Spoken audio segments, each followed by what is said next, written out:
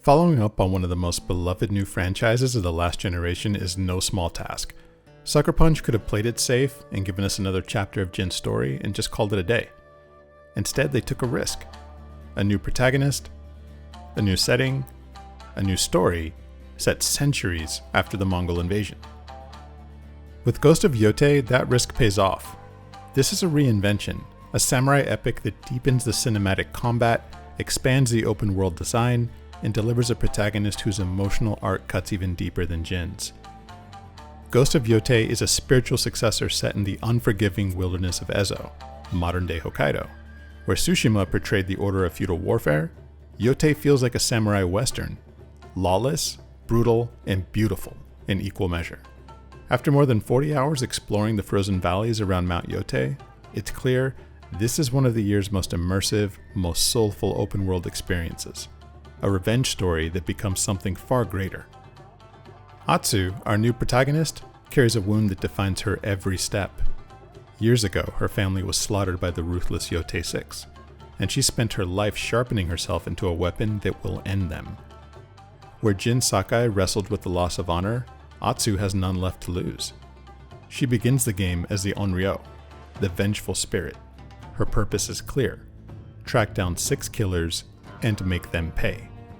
But what begins as revenge slowly becomes something far more human. Through flashbacks and quiet moments, we see glimpses of who she was before the violence. A daughter, a sister, and someone capable of tenderness.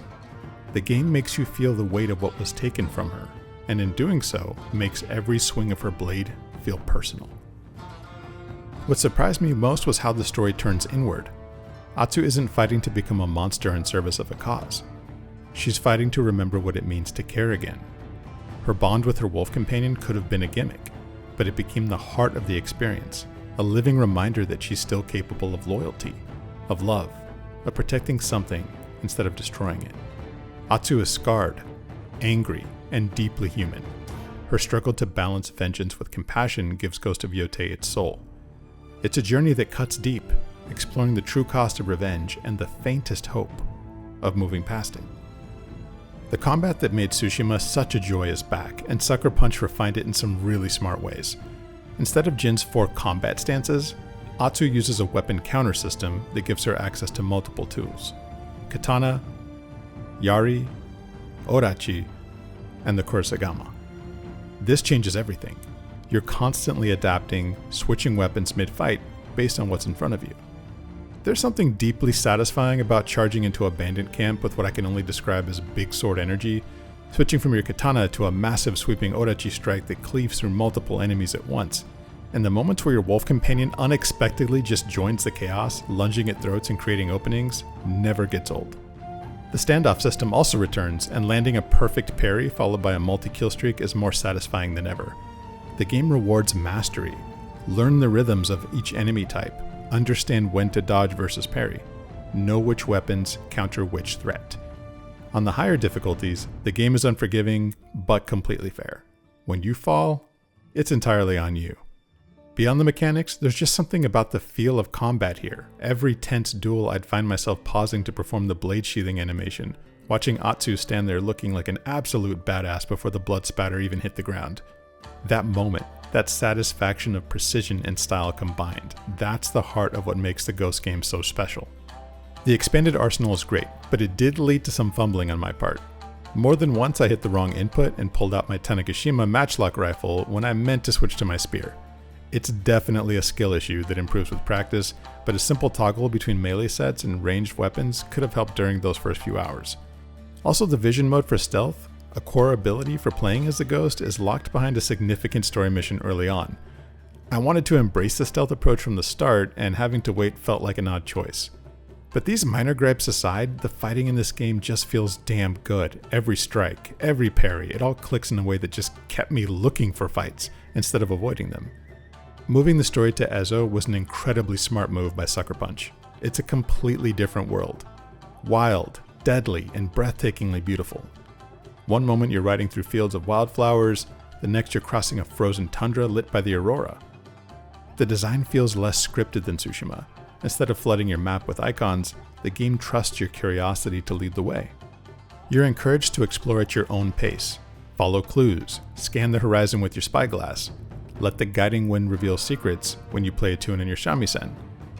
Ghost of Yotei is at its best when you have no destination at all.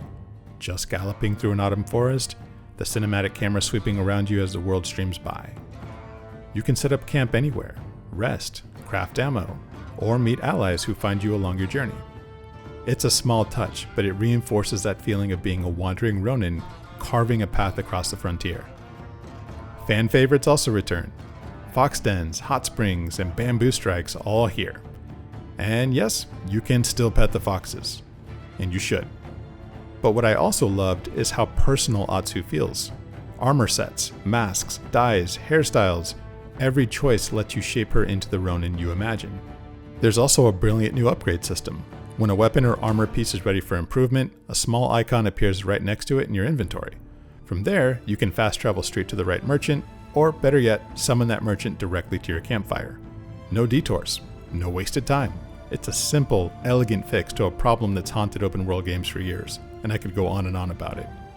If there's one thing that sort of breaks the flow, it's the climbing sections that gate key story moments. The first few are spectacular. Scaling icy cliffs or threading narrow mountain paths feel cinematic. But by the fourth or fifth time, the thrill definitely fades. They're not hard, just repetitive, and they slow the story when it should be building momentum. Unlike Tsushima, where specific resource types drove most upgrades, Yotei introduces a more robust economy. Money also matters here. You earn cash through bounty hunting, selling loot from bandit camps, and completing side missions. What makes the system work is how it's woven into progression without becoming a grind. Minor upgrades rely on scavenged materials, metal, wood, bamboo, stuff you pick up naturally while exploring. But major weapons and armor upgrades require both collectible resources and story progression. This keeps Atsu's power level roughly in line with the difficulty of the new regions, so you can't just grind your way to god tier equipment in the first act. I found myself actually excited to hunt bounties because the money meant something. That's rare in open world games where currency often becomes meaningless after the first few hours. Here, every coin matters.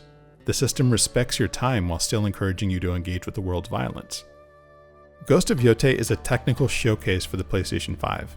Across more than 40 hours of play, I didn't experience a single crash or noticeable frame rate drop. That's an impressive feat for a game of this scale. It looks stunning from every angle. Riding through a forest of golden ginkgo trees as sunlight filters through the canopy, or watching the aurora shimmer across the northern sky, there were countless moments that stopped me in my tracks. But the real triumph is how Sucker Punch harnessed the DualSense controller. Built from the ground up for PS5, every interaction feels deliberate. The haptics are among the best I've experienced this generation. With the strum of the shamisen, you can feel each string hum beneath your fingers. The adaptive triggers tighten as you draw a bow, then push back with satisfying resistance during a sword clash. The stylistic modes deserve some mention too. Kurosawa mode returns for that timeless black and white samurai aesthetic, joined by Mike mode, a brutal, close camera style that turns up the intensity, and Watanabe mode, which pairs the action with chill, anachronistic beats. Together, they let you tailor the tone of your journey to your mood.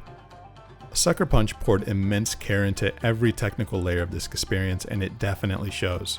From its visual fidelity to the precision of its feedback, Ghost of Yotei stands as one of the most polished, immersive showcases of the PS5's capabilities. Ghost of Yotei takes everything that made Ghost of Tsushima a masterpiece: the cinematic combat, the reverence for Japanese cinema, the breathtaking open world, and evolves it in meaningful ways. It gives us Atsu, a protagonist whose single-minded pursuit of vengeance becomes something far more complex and human.